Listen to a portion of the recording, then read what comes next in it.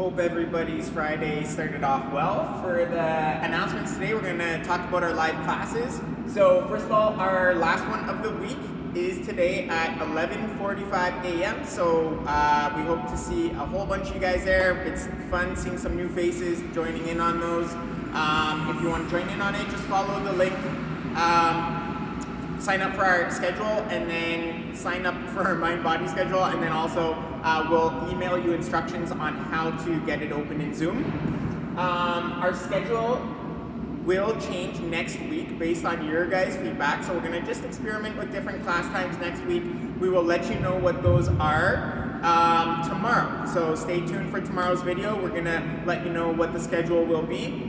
And finally, we're using Zoom right now to stream our live classes. We are actually going to change to a mind-body stream. So they just announced this stuff last week. They just started using it very recently. So we're going to test it out next week. Apparently it's much more simple than getting into a Zoom meeting. So again, all you'll have to do from the sounds of it is basically log in on mind-body as you would for a class, and the rest is pretty much all done for you. So it should make things a little bit easier, and we look forward to seeing what that's like and making your lives easier to sign up for the classes. I'll pass it over to Jess for the workout. Hey guys, so we have a classic interval style workout here today.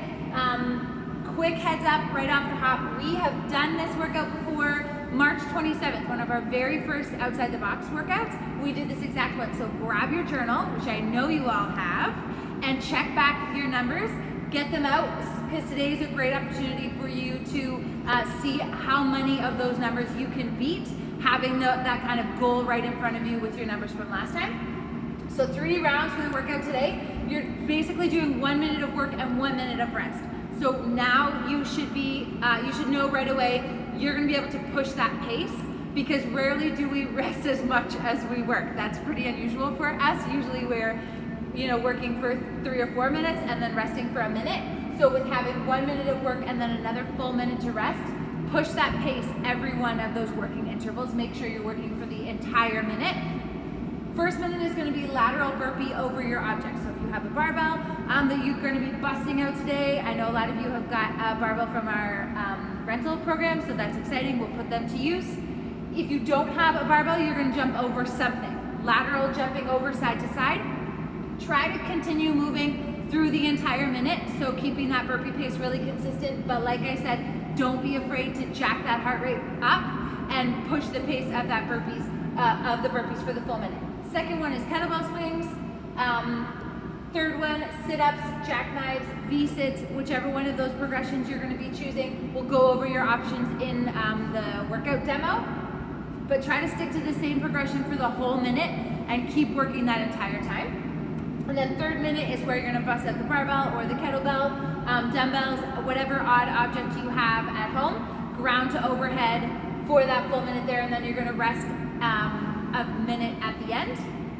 I'm going to use that minute in between each one to write down my score, so that going into rounds 2 and 3, I already have a target. I'm going to see if I can hit that number again for that second and third round. Sometimes I find on the second round, I feel like my energy is dipping, so my numbers go down, but then on the third round, when I know it's almost over, I can get more again. So try to write them down so that you have a score you can try to beat. That can help you to keep the pace moving the entire time. Okay?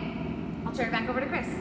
All right, guys, so the afterburner for today, we're working on a pretty complex movement. Lots of you guys lots of us CrossFitters have a hard time with this overhead squat positioning. So grab your PVC. We're gonna show you guys some options of what we can do for that. If the overhead squat bottom is just not happening for you, we're also gonna give you some scaling options for that in our afterburn. Stay tuned for the warm-up. Okay, first movement for today's warm-up is the hip rotations from that quadruped position. So we're just gonna start off on all fours here. Notice how the shoulders stacked a little bit ahead of that wrist. Low back's gonna stay nice and flat. Try to keep the core engaged and in that same position as you rotate. And then 3 times, you're gonna just bring that knee for a nice big loop. Notice how when Jess's heel is pointing up, she can squeeze her butt there. And as she's coming through, she's trying to engage the abs as that knee is coming forward and through.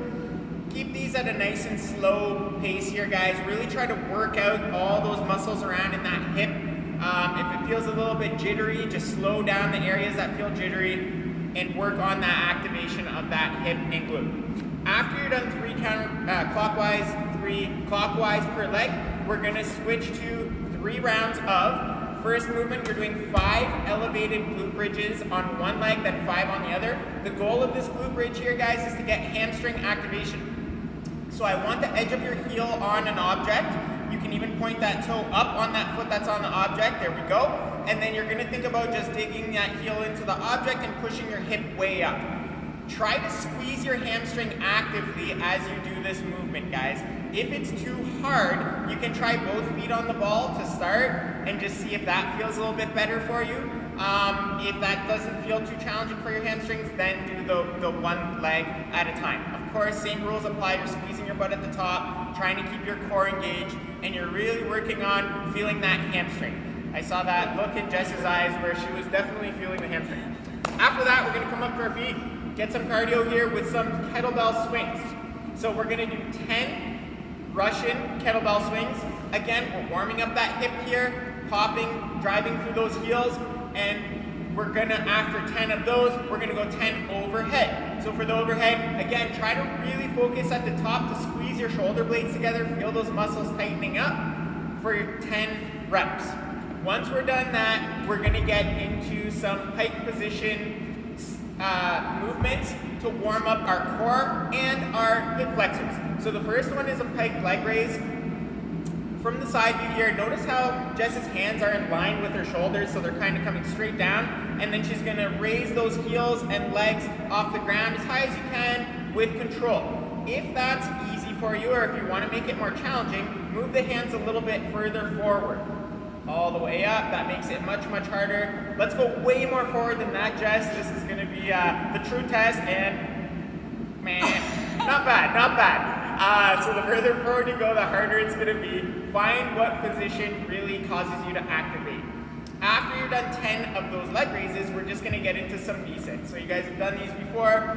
The legs are gonna come up at the same pace as the arms. You're gonna try to keep the legs straight. Try to touch the shoes or the toes if you can at the top position. If those are too difficult for you, we can go for jackknives. So same position, except now we are bending the knees and we're just pulling the knees in towards the chest. Enjoy the warm-up. We'll see you for the workout. All right, guys, we're here for the workout movement standards. So the kettlebell swings and the sit-ups, jackknives, and V-sits have already been taken care of in the warm-up, so refer to that for movement demos on that. We're gonna go over the lateral burpees and the ground to overhead. So to start off, we're gonna go with the ground to overhead. You can use your kettlebell, or if you have a dumbbell, you can use that. Or also, if you have a barbell, you can use your barbell for the workout if you have one. But we're going to demo with the kettlebell today, and we're going to try and talk about trying to keep the kettlebell facing down the entire time so it's not hitting you on the wrist. So to do that, Chris is going to get to the bottom of his deadlift position. We're going to do a clean and jerk the first demo. He's going to think about keeping that kettlebell down. He's going to continuously twist his thumb until it's facing back and he's in the front rack position. Once he's here, his elbow's forward and that kettlebell is resting on the side of his bicep. You'll demo 2 more. Here, demo 2 more reps here. So every time he's coming up, he's thinking about twisting that thumb back so that kettlebell stays nice and close to the side of his wrist. Another thing here, guys, with that clean, you want to get that butt back. So if I can get you to face towards the wall there. So every time he's doing that clean, he's trying to get his butt back before he fully stands up his hip. Once you get to the top of the clean, you can go for a push press or a push jerk. So we'll go for that push press. Again, completely locking out the top, making sure the knees are locked out, hips locked out, and the elbows are locked out. If you're comfortable, you can do a push jerk as well. So you're going to dip, drive, and then catch underneath with a slight dip underneath, but make sure you're fully standing it up at the top. So that's a clean and jerk. You can also do a snatch as well if you're comfortable with it. So we're gonna go quickly through that. Same thing applies. Keep that kettlebell facing down the entire time, and then we're gonna get that butt back at the top. When you finish at the top, make sure the hips, elbows, and everything is locked up before you fully stand it up. For the workout, you can alternate reps. So you can go one on one side and switch, and go to the opposite side during your 1 minute of ground to overhead if you have a kettlebell or a dumbbell. For the lateral burpees, guys, so you can use your object, or if you have parallettes or anything a little bit higher you want to mimic towards a barbell height, you can do that. You can do a burpee on one side and jump laterally over top of that object. Every time you jump over that object, that's going to count as 1 rep. Every time you do that in an interval. Again, one more here. Notice that he's always on his heels when he's catching in the bottom of his burpee there. Overall, guys, 3 rounds here for reps. You're starting off with a minute of max effort lateral burpees, then rest a minute, kettlebell swings, rest, sit-ups, jackknives, or V-sits, rest a minute, and then ground to overhead. For the ground to overhead weight, make sure you choose a weight that will challenge you to get about 10 reps in that minute. So about 135-95 is prescribed, and that's what we recommended in the last video, the last time we did this. And for your rest, guys, make sure you're actually taking that rest to recuperate and get ready for your next movement. So make sure you're slowing down that breath so you can get yourself ready to put a max out effort into that next interval. Hope you guys enjoy this workout. We'll see you guys in the afterburner. Welcome back, everybody, for the afterburn. Today we are working on our overhead squat hold. So overhead squats, if you've never done them before, are quite a tricky movement, and that's why we're going to start off today by working with just a PVC or a broomstick to work on just that hold at the bottom of the overhead squat. If you guys are completely new to squatting, or if squatting itself feels a little bit uncomfortable, you can just do this without the overhead part. Just do a 2-minute bottom up squat hold. That is another option if you're totally new to this up. So we're accumulating 2 minutes. The first thing we're going to go over is finding your hand positioning for the overhead squat hold. So what we would start off with is some pass-throughs. So your arms are going to be fully locked out. Start off on the outside edge of that PVC, and we're just going to go front to back a couple times.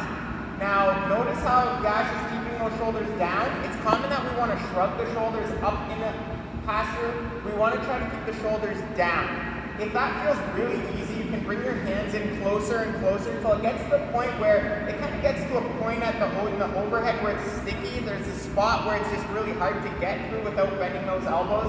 So when you find that spot, that's a great spot to start for that overhead squat. Now, the next thing we're going to talk about is the positioning in our upper back and shoulders. So what Yash is doing is he's actually rotating. So if I were to grab his arm and rotate it, he's trying to get the armpits pushing forward and the elbow pits pointing upwards. Once he gets into that lockdown position, he's going to pinch those shoulder blades together. He's trying to get the insides of those shoulder blades closer towards each other, and he's trying to think of getting that whole shoulder blade kind of tucked into his back pocket. So he's pulling those shoulder blades down, pinching them together. Once you get into that position, we're just going to come down into our squat. So you can see Yash is going to start slowly coming down. He's got good mobility. Obviously, he practices this position since he was about 12 years old. So he's got a good spot here at the bottom. If you can look forward for me there, Yash, you want to keep that head and neck in that neutral position, squeezing those shoulder blades together, weights on the heels. Come up there, Yash. So let's say that was like 15 seconds. Got a minute 45 to go still. We'll show you what that looks like from the front view. So same thing. Notice how when he gets into that lockout position, he's turning those armpits forward, squeezing those shoulder blades, elbow pits facing up, and he's going to come down into that squat, looking head and neck nice and neutral, back neutral. The knees are tracking slightly outside of the toes, which looks really good here in that position. One other thing we can do here, guys, if you have a hard time and you want to work on that flexibility, you might not get all the way down to the bottom of that squat, which is totally fine.